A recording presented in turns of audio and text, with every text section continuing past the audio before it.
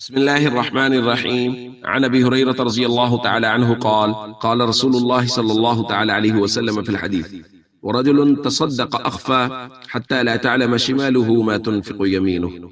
رواہ البخاری۔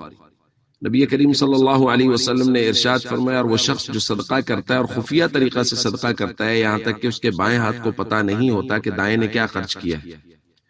دوستو، یہ الفاظ بھی ایک بڑی روایت کا حصہ ہے۔ نبی کریم صلی اللہ علیہ وسلم نے ارشاد فرمایا، سبعۃ یظلھم اللہ فی ظلہ یوم لا ظل الا ظلہ۔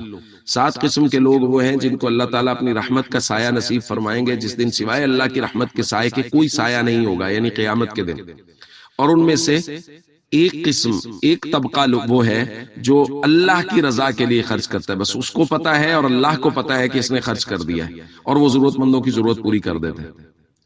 پچھلے کچھ دنوں سے ہم یہ بات کر رہے ہیں کہ یہ جو مشکل حالات اس وقت ہیں، اس بیماری کی وجہ سے جو دیہڑی دار طبقہ متاثر ہوا ہے، جن کے ہاں کھانا پکنے کا بھی مشکل ہو رہا ہے، ان کی ضروریات کو پورا کرنا بہت عام ہے۔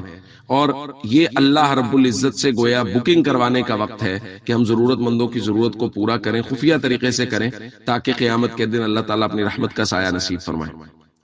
اب یہاں 2 قسم کے لوگ ہیں۔ کچھ لوگ تو وہ ہیں جو کسی ادارے کو، کسی شخص کو فون کرتے جس کے بارے میں یہ پتا ہے کہ یار یہ صحیح مستحق لوگوں تک پہنچا رہا ہے، اس کو فون کرتے ہیں کہ یار ہماری طرف سے اتنے پیسوں کا راشن تقسیم کر دیں۔ یہ تو خالص وہ لوگ ہیں جن کے بارے میں اس حدیث میں ذکر کیا گیا ہے کہ ان کو اللہ کی رحمت کا سایہ نصیب ہوگا، کیونکہ انہوں نے کسی دوسرے کو کہا ہی نہیں، بس آپ یہ خود ہیں، اور جس کو کہا دے دیے ہے وہ ہے کہ جی آپ آگے تقسیم کر دیں۔